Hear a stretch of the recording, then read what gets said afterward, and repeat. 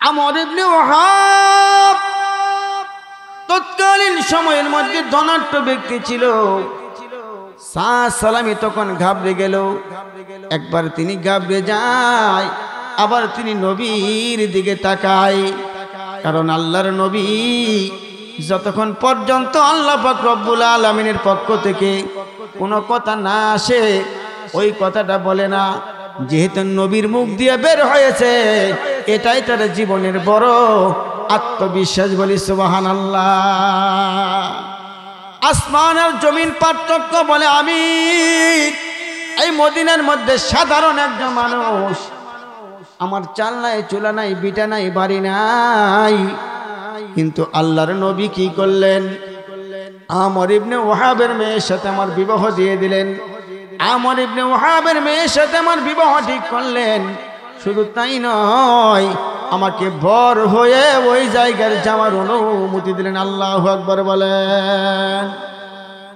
সংসার সংসার কহিরা ববে গো,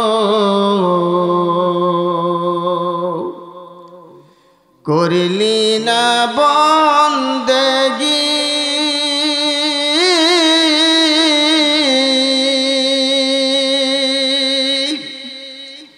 কিভাবে কাটাহিবি মনরে কবরের জিন্দেগি রে। ওরে জীবন গুনাই গুনাই গেল রে, বলেন ওরে জীবন গুনাই গুনাই গেল রে। সংসার সংসার কহিরা ববে গো, করলি না বন্দেগি,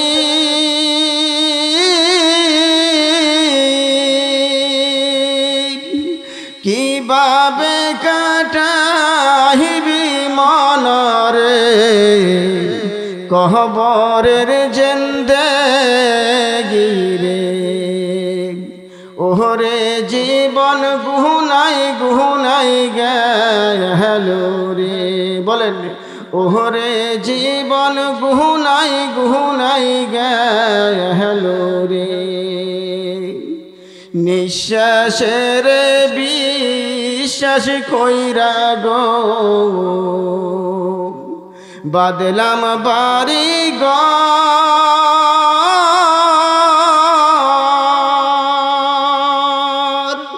কোন দিন জানি আজরালাইসা গো, সহবি কহরে পর হরে।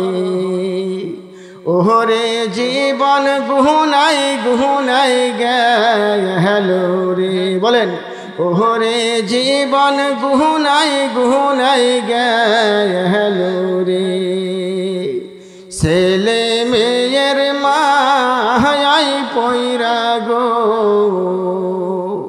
ডাকলাম না মাওলা রে,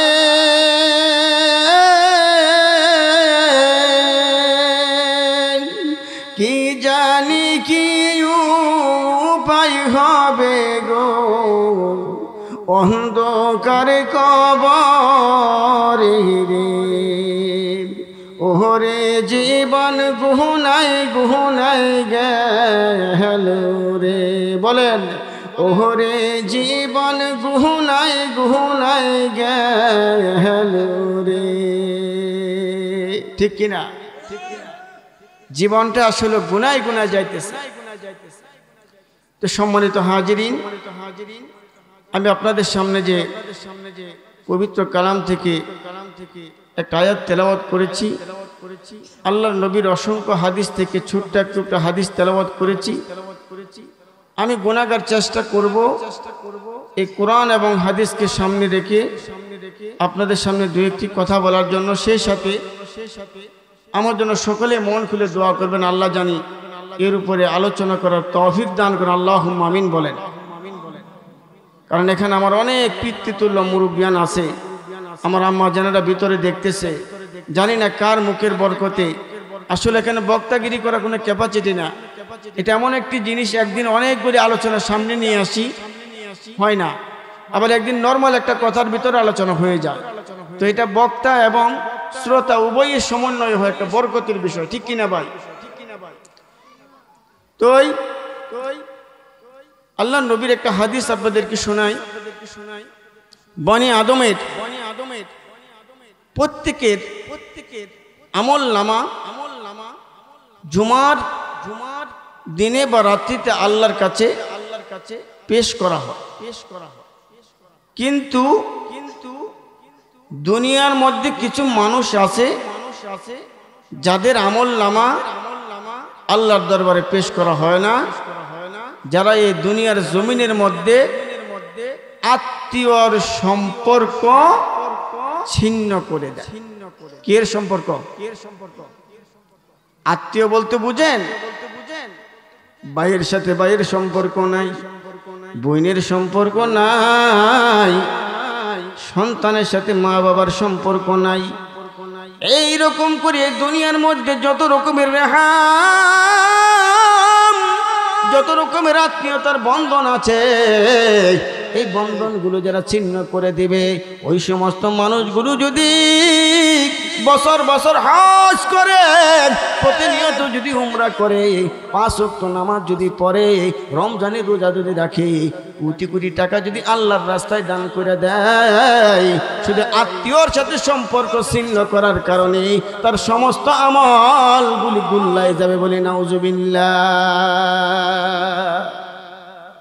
এটা কেমন কথা? এই সম্পর্কের কি দাম, এই সম্পর্কে কি মান? যাদের ভিতরে ঈমান, ঈমানের মতো দৌলত আছে, তারা এটাই বুঝতে পারে, বলে সুবহানাল্লাহ। আমি যে আয়াত পড়েছি আপনাদের সামনে, আল্লাহ পাক রব্বুল আলামিন ঘোষণা করতেছেন, কুল ইন কুনতুম তুহিব্বুনাল্লাহ। আল্লাহু আকবার বলেন। আল্লাহ নিজেই বলতেছেন, নবী আপনি জানাইয়া দেন, আপনি জানাইয়া দেন। কাকে জানাইয়া দিবে? আপনার উম্মতদেরকে জানাইয়া দেন, তারা যদি আমি আল্লাহর ভালোবাসতে চাই। আল্লাহর আমরা ভালোবাসতে চাই কি চাই না? আল্লাহকে আমরা ভালোবাসতে চাই কি চাই না? কারা কারা চাই একটু হাত তুলে দেখাই। লিল্লাহি তাকবীর। আল্লাহ তুমি কবুল করো, কবুল করো, হাতগুলি নামান। আমরা আল্লাহকে ভালোবাসতে চাই, আমরা আল্লাহর ভালোবাসা অন্তরে জাগরণ করতে চাই, কিন্তু যে পদ্ধতিতে ভালোবাসাটা হবে ওই পদ্ধতির ধারে কাছে আমরা নাই। তাহলে বোঝা যায় আমাদের চাওয়াটা নিছক, আমাদের চাওয়াটা নিছক, আমরা মিথ্যা দাবিদার, ঠিক কিনা?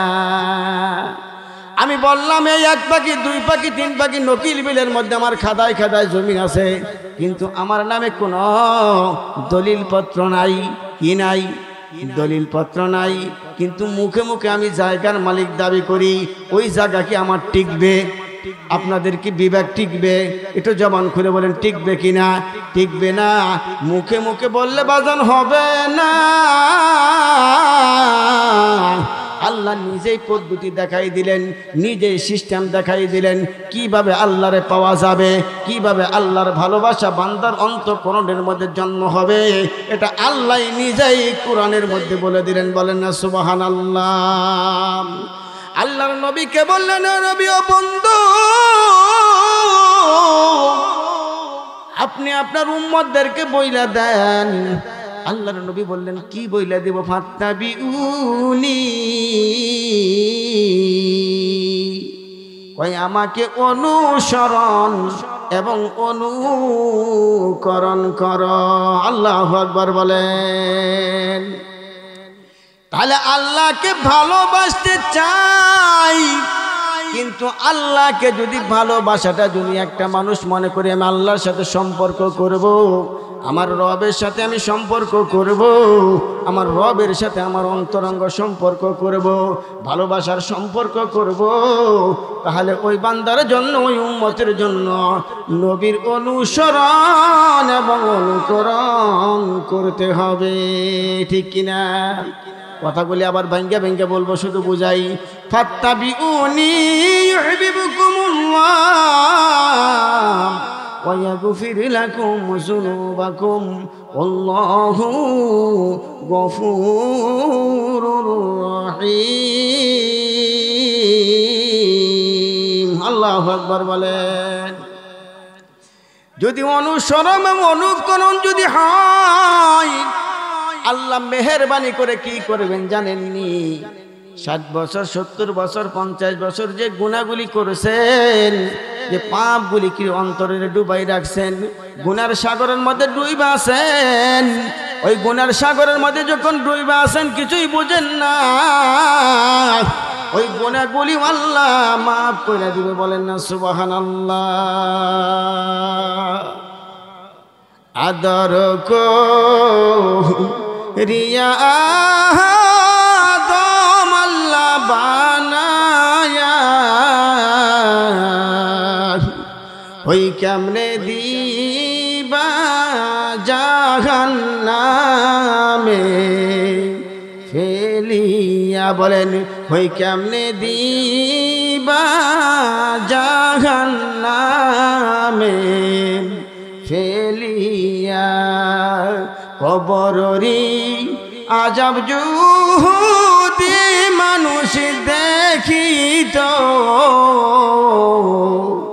ওই গরবারি সারিয়ার জংলাই থাকিত, ওই গরবারি সারিয়ার জংলাই থাকিত।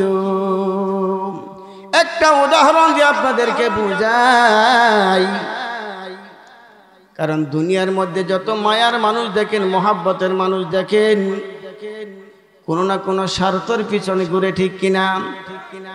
কোনো না কোনো স্বার্থের কারণে মায়া মহাব্বত করে। কিন্তু আল্লাহ পাক রব্বুল আলামিন কোন স্বার্থের জন্য মানুষকে ভালোবাসে না। আল্লাহ মানুষের বানাইছে, মানুষের বানাইছে কারণ এই পৃথিবীর মধ্যে যতগুলি সৃষ্টি আমরা দেখতে পাই সবগুলি বলছে কুন ফায়াকুন, তার মধ্যে হয়েছে। কিন্তু মানব জাতি, ইনসান জাতি তার মধ্যে হয় নাই। আল্লাহ পাক রব্বুল আলামিনের কুদরতি হাত দ্বারা বানাইছে। বলি সুবহানাল্লাহ। নূহ নবী যখন আল্লাহর দরবারে ফরিয়াদ করলো, ইয়া রাব্বুল আলামিন, মানুষদেরকে দিন বোঝায়, ধর্ম বোঝায়, তারা তো বুঝে না, তারা তো বুঝে না, তারা তো আমার কথা মানে না, আমার কথা মানে না। আপনি তাদেরকে ধ্বংস করে দেন, ধ্বংস করে দেন। আল্লাহ পাক রব্বুল আলামিন নূহ নবীকে বললেন, ও নবী, তুমি কিছু মাটিকে কাদা বানাও। কি বানাও? কাদা যুক্ত কিছু মাটি সংগ্রহ করো। নূহ নবী তাই করতে লাগলেন। ওই ওগলে দেয়া তুমি কিছু মাটির বুরকা পাতিল তুমি তৈরি করো। তাই করলেন। কই রোদ্রের মধ্যে শুকাও। তিনি রোদ্রের মধ্যে শুকাইলেন। আমাদের যে মাটির পাতিলগুলি আছে, ডেক পাতিলগুলি যেগুলো আছে, রোদ্রের মধ্যে শুকাইয়ে টনটনা করলেন। তারপরে আল্লাহ বললেন, ও নূহ, তুমি যে আদর কইরা, যত্ন কইরা যে পাতিলগুলি বানাইছো, হাতের মধ্যে একটা লাঠি নাও, লাঠি নিয়ে ভাঙ্গো। তখন নূহ নবী বললেন, মওলা গো, এত কষ্ট কইরা আমি শুকনা মাটিগুলারে কাদা বানাইলাম, কাদা বানাইয়া যত্ন করে আমি বাতিল বানাইলাম, রোদ্রের মধ্যে শুকাইলাম, আমার এগুলা ভাঙতে মনের মধ্যে কষ্ট লাগে। বলে, ও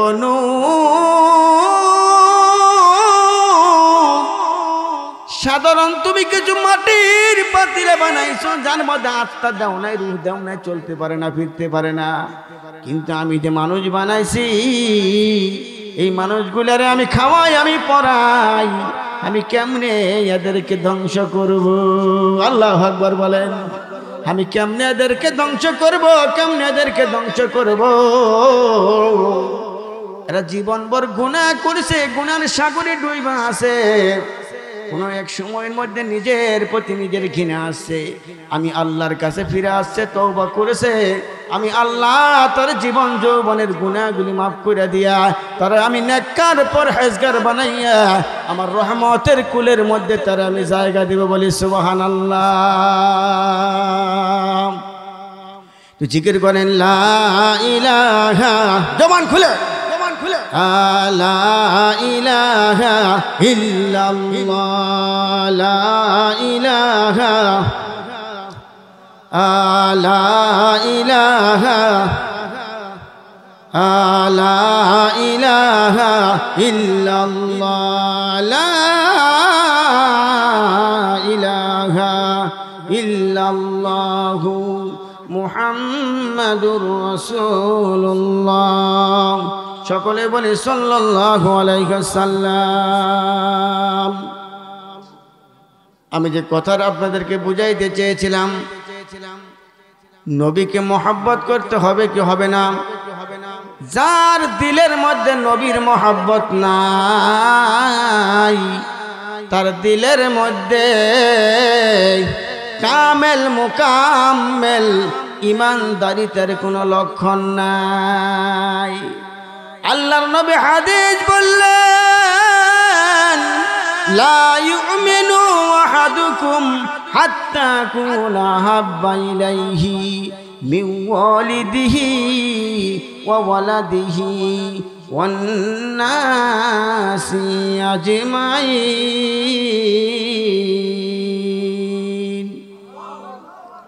বললেন তোমরা পরিপূর্ণ ইমানদার ততক্ষণ পর্যন্ত হতে পারবে না যতক্ষণ পর্যন্ত আমি নবীরে তোমার সন্তানের চাইতে, তোমার পিতামাতার চাইতে, এই দুনিয়ার মধ্যে যা কিছু আছে সবার চাইতে যতক্ষণ পর্যন্ত আমি নবীরে ভালোবাসবে না ততক্ষণ পর্যন্ত তুমি কামেল মুকাম্মেল ইমানদার হবে না। ঠিক কিনা? সাহাবায়ে কেরাম কি রকম ভালোবাসতেন। আল্লাহর নবীর নূরি জবান থেকে একটা কথা যদি কানের মধ্যে যাইতো, সাথে সাথে ওইটার উপরে আমল করতো। আল্লাহু আকবার বলেন। সাথে সাথে ওইটার উপর আমল করতো। নিজের জীবন বাজি রাইখা নবীর সুন্নতের আঁকড়ে ধরতো। বলি সুবহানাল্লাহ।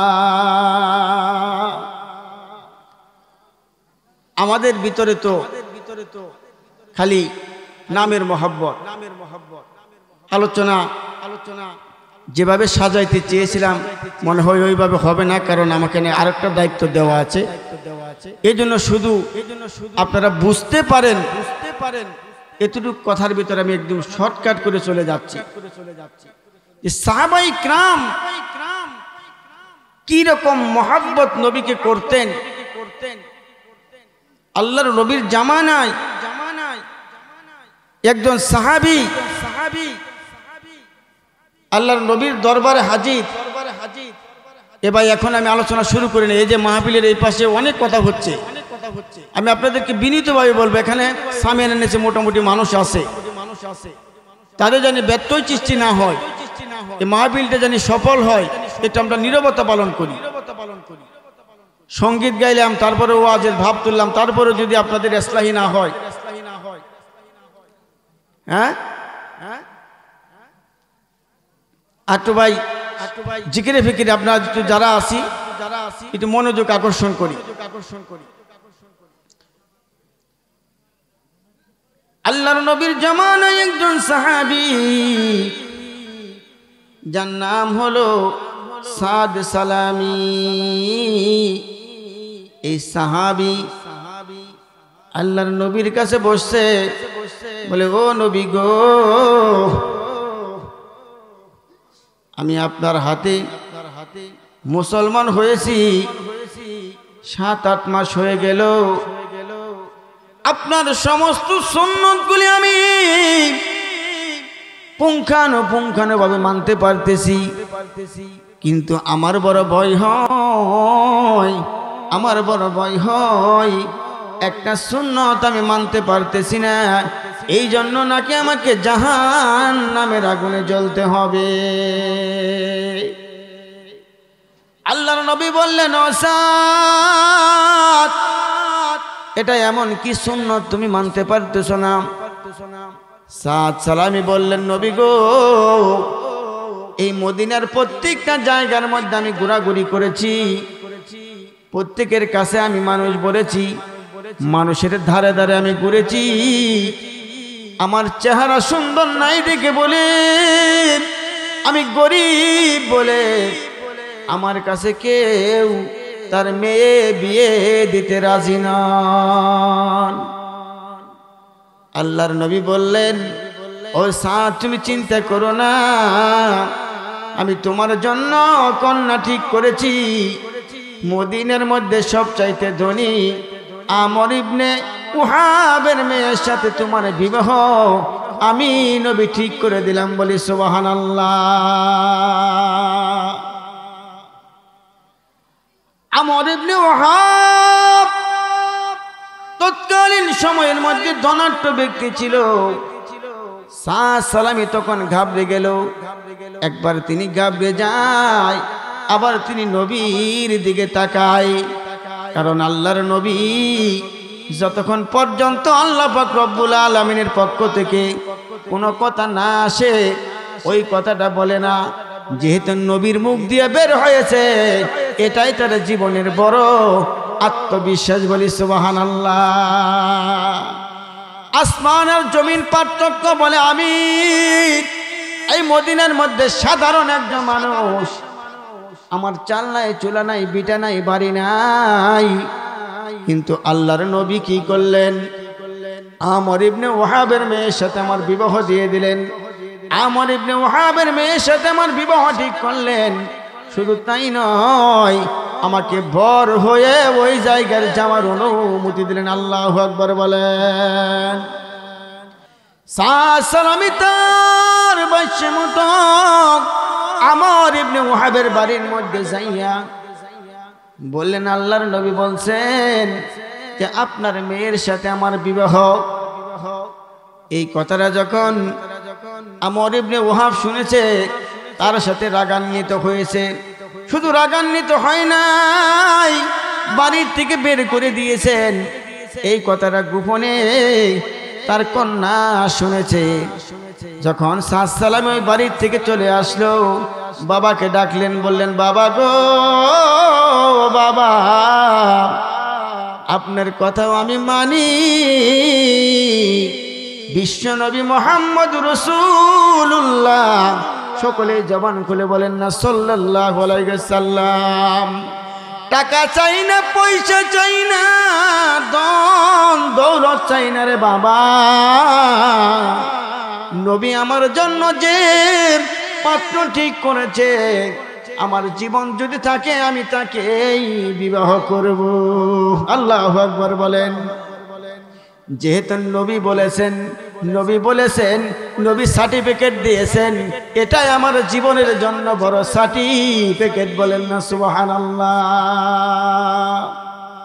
তখন বাবাকে বলল, বাবা,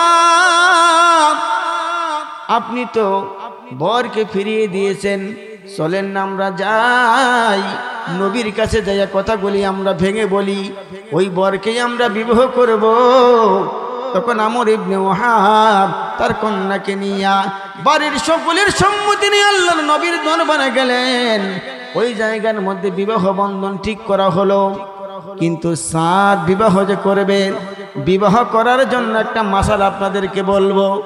বিবাহ করার জন্য দেলমোহর থাকতে হবে। কি থাকতে হবে? এখন তো নাই। নাই বলতে সব বিয়ার কাজীরাই বিয়া পায় না, সব বিয়ে হইতেছে কুট ম্যারেজ। ছেলের বয়স 12 বছর, মেয়ের বয়স 10 বছর। বেশি থেকে বেশি ছেলের বয়স 15 বছর, মেয়ের বয়স 11-12। মা বাবার কথার কোনো সম্মতি নাই, নিজেরাই গার্জেন, নিজেরাই সাক্ষী, নিজেরাই অভিভাবক, কোর্ট ম্যারেজ করে বিয়া করে, যখন তাদের বিবাহর বয়স হয় তার আগেই সারাসারি। কি বুঝলেন? বিবাহর বয়স হওয়ার আগেই বিবাহ, যখন বিবাহর বয়স হয় তার আগেই সারাসারি, মিলে না। আর আল্লাহর নবীর জমানায় কি হলো, কথাটা আমার মনে আসলো তাই বলে দিলাম। যদি আমি ধৈর্য দেই, অহরহরে বেতুয়ার মধ্যে, সখীপুরের মধ্যে, টাঙ্গাইলের মধ্যে আছে কি নাই এরকম ঘটনা ঘটে কি ঘটে না? বাজান বিশ্লেষণ করে বললাম না, শুধু ইশারা দিয়ে গেলাম। আল্লাহর নবীর সামনে বললেন, ইয়া রাসূলুল্লাহ, ইয়া হাবিবাল্লাহ। আমর ইবনে ওয়াহাব বললেন, আমার ভুল হয়ে গেছে, আমার মেয়ের জন্য যে পাত্র আপনি ঠিক করেছেন ওই পাত্রের কাছে আমার মেয়েকে বিবাহ দিব। আল্লাহর নবী তখন ফয়সালা করলেন, ও সাদ, তোমার জন্য তো কন্যা ঠিক হয়ে গেল, কিন্তু তোমার বউর জন্য তোমার তো দেলমোহর দিতে হবে। তোমার কাছে পয়সা করি আসেনি? না গো নবী, আমার কাছে পয়সা করি নাই। তখন আল্লাহর নবী ওই সময়ের মধ্যে যারা ধনী ধনী ব্যক্তি ছিলেন, ধনী ধনী সাহাবী যারা ছিলেন, তাদেরকে বললেন, ওগো আমার সাহাবায়ে কেরাম, সাদ বিবাহ করবে, ও বউর জন্য কেনাকাটা করবে, বিবাহের জন্য কেনাকাটা করবে, দেলমোহরের টাকা দিবে, তোমরা কিছু কিছু টাকা দাও। অন্যান্য সাহাবীরা তাকে মিলাই নিয়ে কিছু টাকা পয়সা দিলেন। সাদ বাজারে গেলেন। বাজারে যাওয়ার পর ভাই দিলটা একটু নরম করেন, আপনি কোন জায়গায়, আমরা কোন জায়গায়? সাদ বাজারে গেলেন। বাজারে যাইয়া বিবাহের জন্য কেনাকাটা করবে, এমন সময় শুনে তিনি জিহাদের ডাক চলে আসছে। আল্লাহু আকবার বলেন। তখন সাদ চিন্তা করে, নবীর ভালোবাসা আমার অন্তরে, আমি বুঝি ভৌ নইয়া ঘুমাইয়া থাকবো, আর আল্লাহর নবী যুদ্ধের ময়দানে যাইয়া জিহাদ করবে, এটা আমার দিলের মধ্যে ভালো লাগে না। অথচ আল্লাহর নবী সাদকে অনুমতি দিয়েছিল, ও সাদ, তোমাকে জিহাদের ময়দানে যেতে হবে না, তুমি নতুন বিবাহ করবে, তুমি কেনাকাটা করো, তুমি বউর সাথে সময় দাও। যখন তিনি মদিনার বাজারে যাইয়া মানুষ জিহাদে যায়, এই দৃশ্য যখন তিনি দেখলেন, তখন তিনি আর বিবাহের জন্য কেনাকাটা করলেন না, তিনি যুদ্ধে যাওয়ার জন্য যুদ্ধের সামানাগুলি ক্রয় করলেন। আল্লাহু আকবার বলেন। শুধু তাই নয়, এই যুদ্ধের মধ্যে যাইয়া শত শত কাফির বেদিনের সাথে তিনি লড়াই করাম, তাদেরকে দুনিয়া থেকে বিদায় করে দিয়া এক সময় সাদ ওই যুদ্ধের মধ্যে শহীদ হয়ে যায়। পরের দিদা সাদ ওই যুদ্ধের মধ্যে শহীদ হয়ে যায়। আল্লাহর নবী সমস্ত সাহাবায়ে কেরামের লাশগুলি একাত্র করতে লাগলেন। দেখে যে সাদের লাশটাও ওই জায়গার মধ্যে দেখা যায়। আল্লাহর নবী তার অত্যন্ত মহব্বত করতেন, এই জন্য সাদের সামনে তিনি গেলেন। আল্লাহর নবী শুধু যাইয়া চোখ থেকে টপর টপর করে পানি পড়ে, আর একবার তিনি আসমানের দিকে তাকায়, আল্লাহু আকবার বলে, আবার জমিনের দিকে তাকায়, আবার সাদের দিকে তাকায়। একজন সাহাবী জিজ্ঞাসা করলেন, ইয়া রাসূলুল্লাহ, ইয়া হাবিবাল্লাহ, নবী গো, আপনি সাদের দিকে তাকাইয়া হাসলেন, আবার কাঁদলেন, এটার কারণ কি? ওই কারণ হলো এটাই, আমার সাদের দিলের মধ্যে আমার এত মহব্বত, এত ভালোবাসা ছিল, নিজের বউয়ের কথা মনে করে নাই, নতুন বিবাহের কথা মনে করে নাই, যুদ্ধের ময়দানে চলে আইছে। নবীর ডাক যুদ্ধের ময়দানে চলে আইছে। ওর দৃশ্যটা আল্লাহ পাক রব্বুল আলামিন দেখছে। এই জন্য আমার সাদের জন্য জান্নাত থেকে অসংখ্য হৌরে গেলমা পাঠাই দিছে। সাদের লাশটা দৌত করার জন্য আসমানের সমস্ত দরজাগুলি খুলে গেছে, কারাকারি করতেছে আমরা সাদের কুলে নিব, বেহেশতের পোশাক দিয়ে তারে আমরা কাফন দাফন করব। এই জন্য সাদের লাশ থেকে এখনো জান্নাতি পানিগুলা পড়তেছে, আমি নবী দেখতেছি, বলি সুবহানাল্লাহ। আজ মোহাম্মদ তলক শিরি মিশাওয়াদ, আজ মোহাম্মদ মুর্দা জিন্দা মিশাওয়াদ। কারণ নবীর ইশকের প্রেম তার ভিতরে ছিল, তার ভিতরে এত পরিমাণ নবীর প্রেম আর ভালোবাসা ছিল, এই জন্য তিনি ঘরের মধ্যে থাকতে পারেন নাই। নিজের জান দিয়া প্রাণ দিয়া স্ত্রী সন্তান পরিবার সব কিছুকে সামনে না নিয়ে পিছনে রাইকা নবীর ভালোবাসার মহাব্বতের প্রাধান্য দিয়েছে। এই জন্য তাদের ঈমান আর আমাদের ঈমান এক নয়। আজ সেই কুরআন আছে, হাদিস আছে, সেই মানার মানুষ নেই, সেই মানার মানুষ নেই, ঠিক কিনা? সেই কোরআন হাদিস সবই ঠিক আছে, আমরা মানুষও ঠিক আছি, কিন্তু আমাদের ভিতরে তো তাদের ঈমান, তাদের জজবা, তাদের অন্তর তখন পরিবর্তন হতো ভিন্নভাবে, আর আমরা সেই কথাগুলি শুনি আমাদের অন্তর পরিবর্তন হয় আরেকভাবে, ঠিক কিনা? হ্যাঁ। তো সম্মানিত হাজিরিন, আপনাদেরকে আমি বিনীতভাবে বলবো, যারা এখনো এদিক সেদিক ঘোরাফেরা করতেছে, হ্যাঁ, যেহেতু ভাই এত পয়সা টাকা খরচ করে বার্ষিক একটা মাহফিল, এটা তো মানুষের ভিতরে একটা আনন্দ উদ্দীপনা থাকা দরকার যে আমরা এই মাহফিলটা সফল করি। আমি এখানে দেখতেছি দূরের মানুষই বেশি, সমাজের মানুষ আমি কম দেখতেছি। আমি সকলকে কিন্তু চিনি, আমারও যেমন আপনারা চিনেন, আমিও আপনাদেরকে চিনি। কালেকশন এখনো শুরু করি নাই, একটু পরে যাবো ইনশাল্লাহ। আর একটা ঘটনা আপনাদেরকে শোনাই, যেহেতু আমার পর্দার আলের মা ও বোনেরা ওনারা কালকে আমার বকাবকি করব, তাদের সম্পর্কে দু একটি কথা বলেই ইনশাল্লাহ আমাকে যে বিষয় দেওয়া হয়েছে ওই বিষয়ের মধ্যে আমরা যাব ইনশাআল্লাহ। আসলেই মা বোনদের জন্য বলতে চাই, শুধু একটা দৃষ্টান্ত আপনাদেরকে দিতে চাই যে আল্লাহর নবীর মেয়ে হযরত ফাতিমা রাদিয়াল্লাহু তাআলা আনহা, তিনি খুব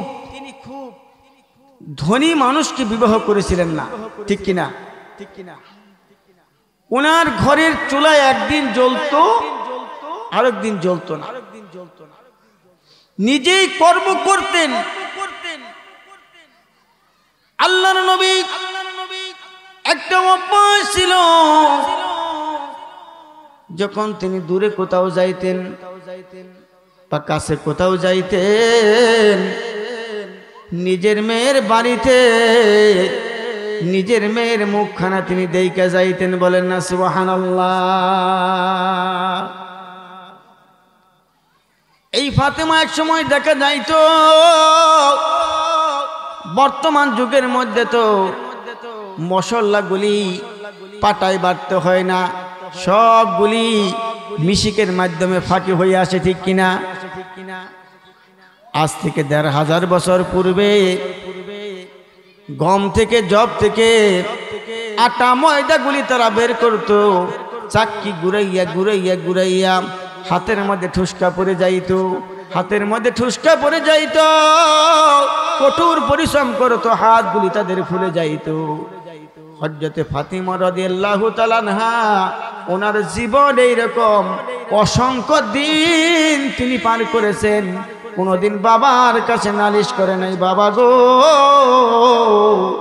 তুমি আমার কার কাছে বিবাহ দিলা, জীবন আমি সুখ পাইলাম না, শান্তি পাইলাম না, আমি তো বয়া বয়া খাইতে পারি না গো বাবা, কাজ করে আমার খেতে হয়। এই নালিশ কোনদিন তিনি বাবার কাছে দেয় নাই। আল্লাহু আকবার বলেন। এই ফাতিমা যখন ইন্তিকাল করবেন, ইন্তিকাল যখন তিনি করবেন, ইন্তিকালের পূর্বে তিনি স্বপ্ন দেখলেন।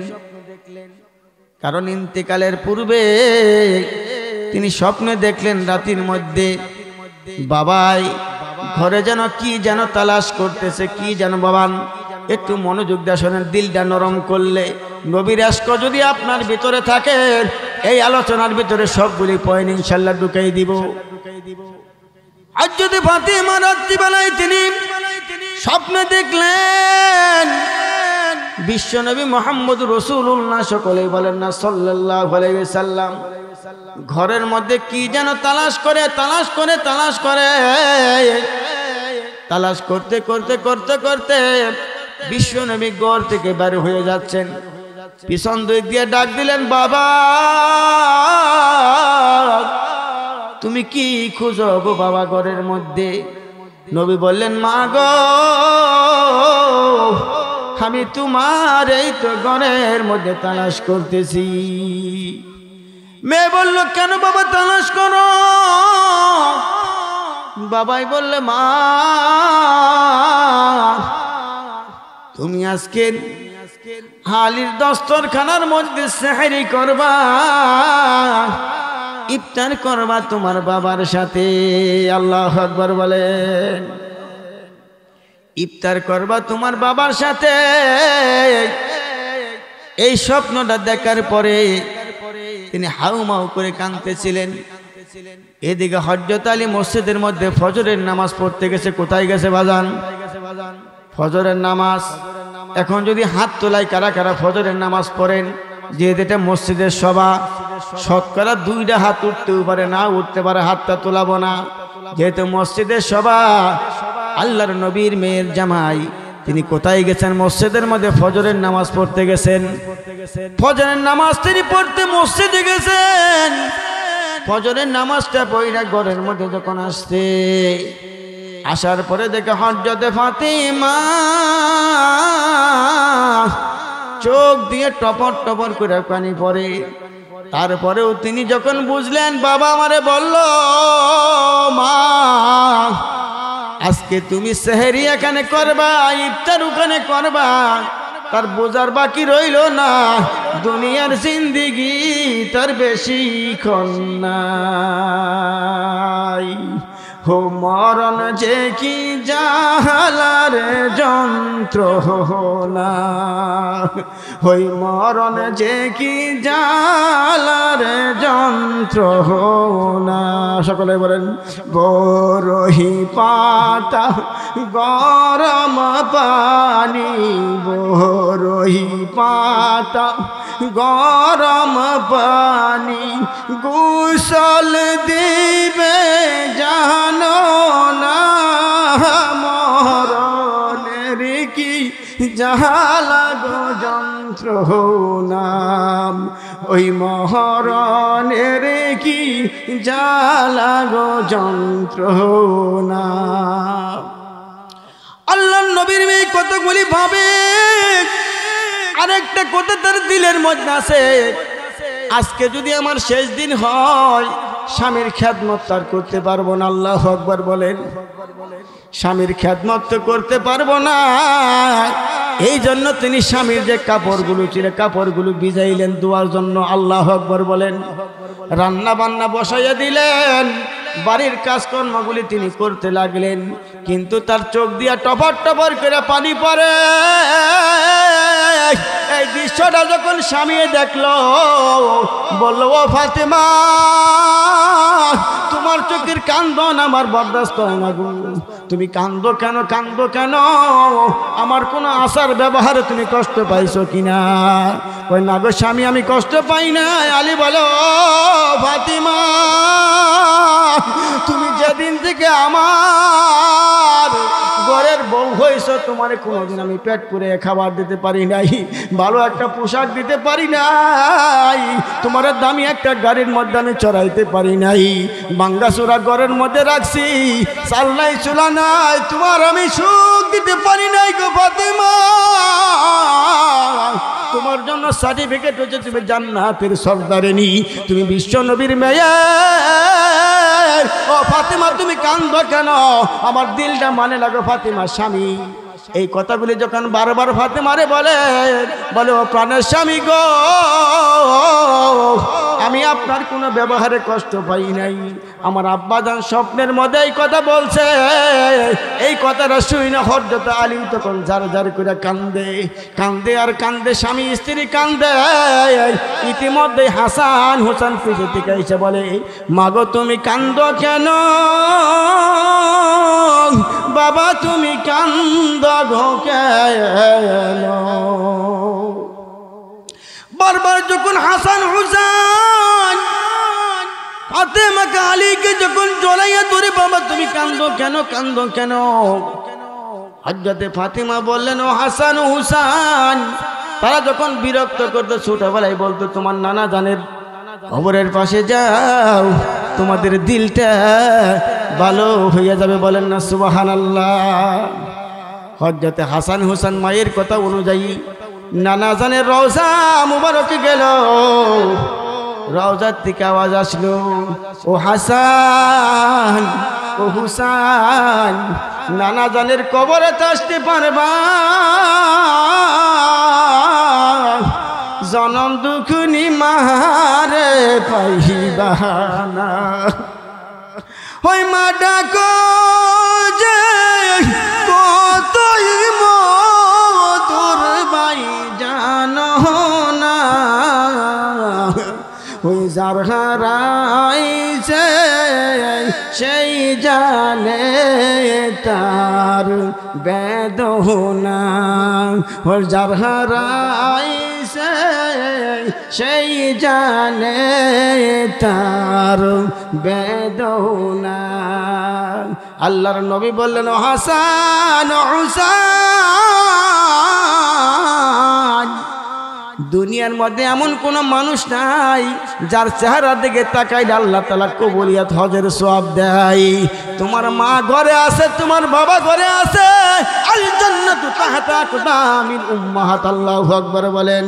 ও হাসান ও হুসাইন, নানা জানের কবরে দেরি কইরো না ও নাতি ভাই, দৌড়াইয়া যাও জনম দুকুনি মায়ের দিকে যাইয়া তাকাও। আল্লাহু আকবার বলেন। জনম দুঃখিনী মায়ের দিকে যাও। আল্লাহর নবী হাসান হুসাইনকে বলেন, ও হাসান হুসাইন, তোমার মা বেশিক্ষণ থাকবে না, তুমি মায়ের কাছে চলে যাও। আল্লাহু আকবার বলেন। হযরতে ফাতেমার বগলে এসে বলে, মা, ও মা গো, মা হারানোর বেদনা ওই বয়সের মধ্যে তারা বুঝতে পারছেন। আল্লাহু আকবার বলেন। এই জন্য বাজান আলোচনা একটু কাট করে নিতেছি, যেহেতু সময় সংক্ষিপ্ত। হাসান হুসাইন, আল্লাহর নবী উপদেশ দিলেন, লাইসা শাইউন ইল্লা বাইনাহু ওয়া বাইনাল্লাহি হিজাবুন ইল্লা কাউলু লা ইলাহা ইল্লাল্লাহ ওয়া দুআউল ওয়ালিদ। আল্লাহু আকবার বলেন। দুনিয়ার মধ্যে সমস্ত আমলের জন্য কোনো না কোনো মাধ্যম লাগে। আল্লাহর নবী বর্ণনা করতেছেন, দুইটা আমল এরকম পৃথিবীর মধ্যে আছে যে দুইটা আমলের জন্য কোনো মাধ্যম লাগে না, সেটা সরাসরি আল্লাহর দরবারে পৌঁছে যায়। তার মধ্যে একটা আমল হলো, মা বাবা যদি সন্তানের জন্য দোয়া করে, ওই দোয়াটা আল্লাহর দরবারের সাথে সাথে পৌঁছে যায়। বলি সুবহানাল্লাহ। আর যদি কোনো বান্দা বান্দি যদি জবান থেকে বলে লা ইলাহা ইল্লাল্লাহ, আল্লাহর নামে যদি জিকির করে, আল্লাহর নামে যদি জিকির করে, লা ইলাহা ইল্লাল্লাহ, লা ইলাহা ইল্লাল্লাহ, এই তাসবিহ যদি পড়ে, এই তাসবিহটা আল্লাহর দরবারের সাথে সাথে পৌঁছে যায়। বলি সুবহানাল্লাহ। বাজান একটা কথা আপনাদেরকে বলি, যেহেতু এটা মসজিদের উন্নয়নের জন্য এই সভাটা কিসের? ওই ভাই উঠতেছেন কেন? খারাপ লাগতেছে? কেবল ভাও ধরাইলে বেহান যদি উঠুন, হ্যাঁ তাহলে ওয়াজ কেব একটু কষ্ট করে বসেন, বেশিক্ষণ রাখবো না আপনাদেরকে, যেহেতু একটা সময় লিমিট আছে। আলোচনা অনেক সময় অল্প মধ্যে হিট হয়, অনেক সময় লম্বা চড়া করলেও হিট হয় না, ঠিক কিনা? যেটুকু আল্লাহ কবুল করছে ততটুকু চেষ্টা করছে আপনাদের সামনে তুলে ধরার জন্য। তবে আরেকটু কথা আপনাদেরকে বলি, যেহেতু আমি আবু বকরকে মঞ্চে আসার জন্য অনুরোধ করছি, আজ সুদূরকেও, যেহেতু এটা পার্শ্বরিক মসজিদের কাজের কোনো শেষ আছে গো, মসজিদ মাদ্রাসার কাজের কোনো শেষ নাই। এই একটা করবে আরেকটা, একটা করবে আরেকটা, তুলে এই কাজগুলি যারা অংশগ্রহণ করবেন, আল্লাহর নবী কি বললেন জানেন? যে দুনিয়ার জমিনের মধ্যে যারা মসজিদ গড় নির্মাণ করবে, আল্লাহ তাদের জন্য জান্নাতে ঘর নির্মাণ করবে। সুবহানাল্লাহ বলে। কি নির্মাণ করবে? জান্নাতে ঘর নির্মাণ করবে। কাদের জন্য? যারা দুনিয়ার মধ্যে কাজে লাগবে, নাম টান কম লাগবে, কাছে থেকে এখনো যায়নি, কালেকশনে যান। তো তাদের জন্য আল্লাহ পাক কি করবেন? জান্নাতের মধ্যে ঘর নির্মাণ করবে। তাহলে আমরা সকলেই কি চাই? আচ্ছা, এখানে যদি হাত তোলাই যে ঢাকা শহরের মধ্যে কয়জনের বাড়ি আছে? হয়তো 2-1 জন তুলতে পারে। সখীপুর হয়তো 4-5 জন, বেতুয়াতে সকলেরই আছে, ঠিক তো? হ্যাঁ, তুলে জান্নাতের মধ্যে আমরা কি সকলেই একটা ঘর চাই? হ্যাঁ, কারা কারা চাই একটু হাত তুলে দেখাইছে। লিল্লাহি তাকবীর, হাত নামা। সকলে আমরা জান্নাতের মধ্যে ঘর চাই। কিন্তু জান্নাতের মধ্যে ঘর চাইলেই আল্লাহর নবী বললেন, দুনিয়ার জমিনে যারা মসজিদ ঘর নির্মাণ করবে, মসজিদের কাজে সহায়তা করবে, মসজিদের দান বাক্সে একটা টাকাও দিবে, আল্লাহ পাক রব্বুল আলামিন তাদের জন্য জান্নাতের মধ্যে কুদরতি হাতে ঘরগুলি নির্মাণ করে রাখবে। বলি সুবহানাল্লাহ। একটা কথা আপনাদেরকে শোনাই, হযরতে ফাতিমা দিয়ে শুরু, ওনারটা দিয়ে শোনাই। এক সময় হযরতে ফাতিমা রাদিয়াল্লাহু তাআলা আনহা অসুস্থ, ওনার জ্বর আসছে। জ্বর যখন আসছে, স্বামীকে বলতেছে, আমার মুখটা বড় ঝালো যাইতেছে না, তুমি বাজার থেকে আমার জন্য একটা আনার আনো। কি আনো? আনার। হযরত আলী পকেটের টাকা নাই, তিনি মদিনার বাজারে যাইয়া কিছু কাজকর্ম কইরা একটা আনার কিনতে পারে, এরকম তিনি পরিশ্রম কইরা সারাদিন কাজ করার পর বিকালবেলা একটা আনার কিনছে। আনারটা কিনা পুটলার মধ্যে নিছে। পুটলার মধ্যে নেওয়ার পর মনে মনে খুশি, বিবি আনার চাইছে, ওই আনারটা দেওয়ার জন্য তিনি বাড়ির দিকে রওনা হইতেছে। এমন সময়ের মধ্যে পথিমধ্যে আইসা একজন ফকির বলে, ও নবীর বংশধর, আমার মনে কি চায় না আমি একটু আনার খাবো? আমার শরীরের গতিটা ভালো না, অসুস্থ। ও নবীর বংশধর, আমি জানি তোমার কাছে আনার আছে, ওই আনারটা যদি আমারে খিলাও, আমি তোমার জন্য দোয়া করব। আল্লাহু আকবার বলেন। হযরত আলী একবার চিন্তা করে, আমার স্ত্রী অসুস্থ, সেও তো আনার খাইতে চেয়েছে। রাস্তার মধ্যে একজন সাইয়েদ, একজন মিসকিন আমার কাছে সওয়াল করেছে, আমার কাছে হাত বাড়াইছে। কারণ আল্লাহর নবী বর্ণনা করেছেন, ওগো আমার উম্মতেরা গো, তোমার কাছে কেউ যদি হাত বাড়ায়, তুমি তারে ধমক দিও না, তোমার সাধ্য মতো তুমি তারে দান কইরা দাও। বলি সুবহানাল্লাহ। এই কথাটা তিনি মনের মধ্যে নিয়ে ওই ফকির মিসকিনকে তিনি আনারটারে 2 খণ্ড করে 1 খণ্ড দিল, আর 1 খণ্ড বউর জন্য নিয়ে যাইবে। এমত সময়ের মধ্যে আনারটা খাইয়া তার ভালো লাগছে, বলতেছে, আলী মনে হয় পুরা আনারটা খাইলেই আমার শরীরের বিষ বেদনা সমস্ত যন্ত্রণাগুলি দূর হয়ে যাইত, আমি মনে হয় ভালো হয়ে যাইতাম। এই কথাটা শোনার পর হযরত আলী বলল, তুমি আবার সওয়াল করলে। পুটলার মধ্যে জানারটুকু ছিল ওইটুকু দিয়ে দিলেন।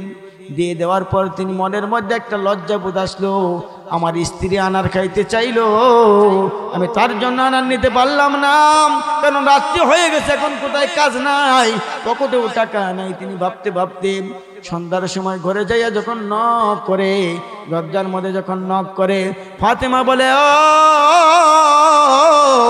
আলী, আমি দরজা খুলতেছি। হযরতে ফাতেমা দরজা খুলে আলী ঘরের মধ্যে যায় না, কারণ তার দিলের মধ্যে একটা শরম এসে গেছে যে আমার বউ একটা আনার খাইতেছিলাম, নিয়ে আসতে পারলাম না। যখন ঘরের মধ্যে ঢুকে না, তখন ভিতর থেকে আওয়াজ আসে, ও আলী,